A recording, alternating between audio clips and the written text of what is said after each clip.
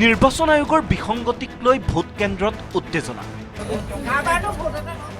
8জন ভোটাৰক লৈ উত্তাল ৰহাৰ এটা ভোট কেন্দ্ৰ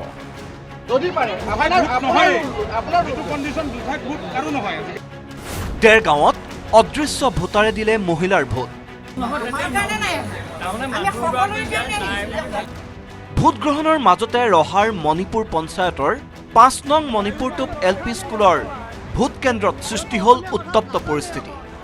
হোজাই সমষ্টিৰ বৰপথাৰ পঞ্চায়তৰ ৰজা গাঁৱৰ বাসিন্দা 8জনকৈ লোকে ৰহা সমষ্টিৰ মণিপুৰটোপ প্ৰাথমিক বিদ্যালয়ত ভোট দিবলৈ অহাক লৈ একাংশ লোকে সৃষ্টি কৰিলে উত্তপ্ত পৰিস্থিতিৰ ভোট দিবলৈ অহা লোকসকলে জনোৱা মতে তেওঁলোক পূৰ্বে আছিল ৰহা সমষ্টিৰে ভোটাৰ কিন্তু সমষ্টি পুনৰ নিৰ্ধাৰণৰ ফলত তেওঁলোক হোজাই সমষ্টিৰ অন্তৰ্ভুক্ত হ'ল যদিও ভোটাৰ তালিকাত নাম আহিল ৰহা সমষ্টিৰ মণিপুৰটোপ প্ৰাথমিক বিদ্যালয় ভোট কেন্দ্ৰতে নিৰ্বাচন আয়োগক অভিযোগ দিয়াৰ পাছতো এনে গুৰুতৰ বিসংগতিৰ শুধৰণি নহল এনেকা ভোট স্থানান্তৰিত কৰিব গৈ পেলাই ভোটটো স্থানান্তৰ হৈ ইয়াতে সোমাই গ'ল দুইবাৰ হৈছে নাই দিয়া নাই সোমাইছিলো সোমাই পেলাই এইটো দিব দিয়া নাই উলিয়াই দিছে ৰজাগাঁও দক্ষিণ ঝাৰবাগান উপায়ন্তৰ হৈ এই লোকসকলে ৰহাত ভোট দিবলৈ অহাত স্থানীয় একাংশ লোকে তেওঁলোকক ভোট দিয়াত বাধা প্ৰদান কৰে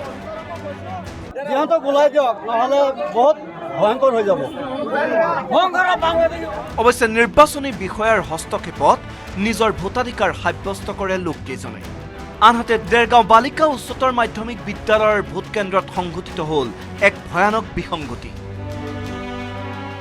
ভোটদান কৰিবলৈ আহি হতভম্ব হ'ল এইগৰাকী মহিলা ভৱানী কলিতা নামৰ মহিলাগৰাকীয়ে ভোট দিয়াৰ পূৰ্বেই আন কোনোবাই দি গ'ল তেওঁৰ ভোটটো কোনো অজ্ঞাত লোকে কেনেকৈ দি গ'ল মহিলাগৰাকীৰ ভোট এই চাঞ্চল্যকৰ ঘটনাক লৈ দেৰগাঁৱৰ ভোট কেন্দ্ৰটো সৃষ্টি হয় উত্তেজনা 8 নং ৱাৰ্ডৰ 4 নম্বৰতে মোৰ ভোট আছে তো চালে মিলিছে ভৱানী কলিতা তাৰপিছত কৈছে আপোনাৰতো কোনোবাই ভোট দি থৈ গ'ল মোৰ নামত কেনেকৈ ভোট দি থৈ যাব আৰু তাকো টিপছহি মাৰি মই ছিগনেচাৰ সম্পূৰ্ণ মাৰিব জানো তাৰপিছত হাজবেণ্ডৰ নামো ওলাই গ'ল তাতে নৃপেন কলিতা তেতিয়াহ'লে মোৰ নামটোত কোনে ভোট দি থৈ গ'ল কৈছে এইটোতো ভোট দি থৈ গ'ল এতিয়া কি হ'ব মোৰ কি হ'ব আপোনালোকেহে জানিব এনেদৰে নিৰ্বাচন আয়োগ আৰু প্ৰশাসনৰ গাফিলতিত ৰাজ্যৰ প্ৰান্তে প্ৰান্তে সংঘটিত হ'ল ভোট গ্ৰহণৰ মাজতে দুই এক বিক্ষিপ্ত ঘটনা ইফালে গুৱাহাটীৰ দতালপাৰা প্ৰাথমিক বিদ্যালয় ভোট কেন্দ্ৰটো সৃষ্টি হ'ল উত্তপ্ত পৰিস্থিতি ফুলচান আলী নামৰ লোকজনে ভোট দিবলৈ আহি গম পালে যে কোনো লোকে আগতেই দি গ'ল তেওঁৰ নামত থকা ভোট কটাহবাৰী প্ৰাথমিক বিদ্যালয়ৰ ভোট কেন্দ্ৰটো সংঘটিত হ'ল অনুৰূপ ঘটনা আক্তাৰা পাৰবিন নামৰ মহিলাগৰাকীৰ ভোট দি গ'ল আন লোকে এনে ঘটনা সংঘটিত হোৱাৰ কথা অকপতে স্বীকাৰ কৰিলে ছেক্টৰ বিষয়ায়ো মোৰ ভোটটো কোনোবা বেলেগে দি থৈ গৈছে তে পিজিং অফিচাৰে আকৌ আমাক উল্টা মাতি কেনে কৈ আছে যে আপোনালোকে এটা কাম কৰক যে আমি